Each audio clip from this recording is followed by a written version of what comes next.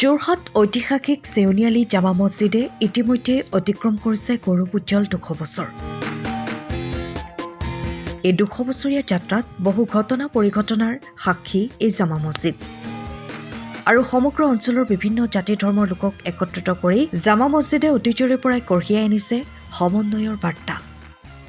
এই 200 বছৰীয়া জয়ন্তীৰ সামৰণি অনুষ্ঠান অনুষ্ঠিত কৰা হয়।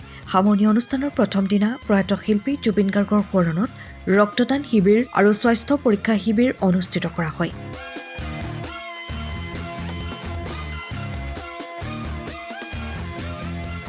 ইয়াৰ উপৰিও এক গ্ৰন্থাগাৰ মুকলি কৰা হয় সমাজৰ সকলো স্তৰৰ ৰাইজৰ বাবে। আমাৰ চেউনিয়ালী জামা মছজিদৰ 200 বছৰীয়া জয়ন্তীৰ উপলক্ষে আমি 2024 চনৰ 15 আগষ্টৰ দিনাৰ পৰা বছৰজোৰা কাৰ্যসূচীৰে আমি অনুষ্ঠান কৰি আহিছোঁ আৰু আৰম্ভণি অনুষ্ঠানৰ মদতেই বিভিন্ন অনুষ্ঠানৰ বাবে এতিয়া আমাৰ আজি 14 তাৰিখৰ পৰা 14 ডিচেম্বৰৰ পৰা 4দিনীয়া কাৰ্যসূচীৰে সামৰণি অনুষ্ঠান আৰম্ভ কৰিছোঁ।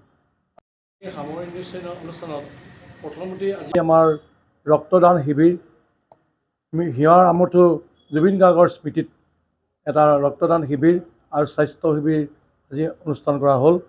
আৰু লগতেই বিভিন্ন যি স্বাস্থ্য পৰীক্ষা এনেকৈ এক্সৰেৰ পৰা আদি কৰি সকলোবোৰ কাম কৰা হ'ল। ইতিমধ্যে আমাৰ আজিৰ অনুষ্ঠানত প্ৰায়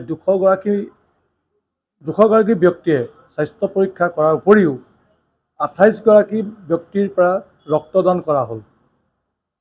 আজি আবেলি 2টা বজাত আমি চেউনিয়ালী জামা মছজিদৰ প্ৰেক্ষাপটত সৌন্দৰ্যত এটা পুথিভঁৰাল আজি উন্মোচন কৰা হ'ল আৰু এই পুথিভঁৰালটো ওচৰচুবুৰীয়া সৰ্বধৰ্মীয় সকলোৰে কাৰণে আমি পুথিভঁৰালটো মুকলি কৰি দিলোঁ। আজি আমাৰ চেউনিয়ালী জামা মছজিদৰ 200 বছৰ অতিক্ৰম কৰিছে। এই চেউনিয়ালী জামা মছজিদ 200 বছৰৰ সৌজন্যত আমি আৰু হিয়াৰ আমঠু জুবিন গাৰ্গৰ স্মৃতিত আমি এটা স্বাস্থ্য শিবিৰ লগতে এটা ৰক্তদান শিবিৰ কৰিছিলোঁ। যিহেতু আমাৰ স্বাস্থ্য শিবিৰত প্ৰায় 200 লোকৰ আমি স্বাস্থ্য পৰীক্ষা কৰি এই অন্ত পেলাইছোঁ আৰু লগতে আমাৰ ৰক্তদানত প্ৰায় 30জন মানুহ আমাৰ ৰক্তদান কৰিছে। সেইকাৰণে আমি সকলো ওচৰত ধন্যবাদ যে তেওঁলোকে এইখিনি আমাক সহায় কৰি আৰু অসম চৰকাৰৰ সহায়ত আমি যিমানখিনি সহায় পাইছোঁ অসম চৰকাৰৰ পৰা স্বাস্থ্য শিবিৰৰ কাৰণে, সেইখিনিৰ কাৰণে অসম চৰকাৰক অশেষ ধন্যবাদ জনাইছোঁ।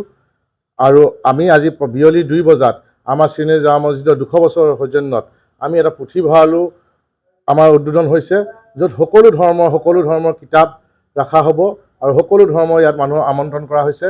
তেওঁলোকে ইয়াত সেই কিতাপ পঢ়িব পাৰিব। সময়ৰ খবৰ সময়ত পাবলৈ ফ'ল' কৰক টাইম অফ আছাম।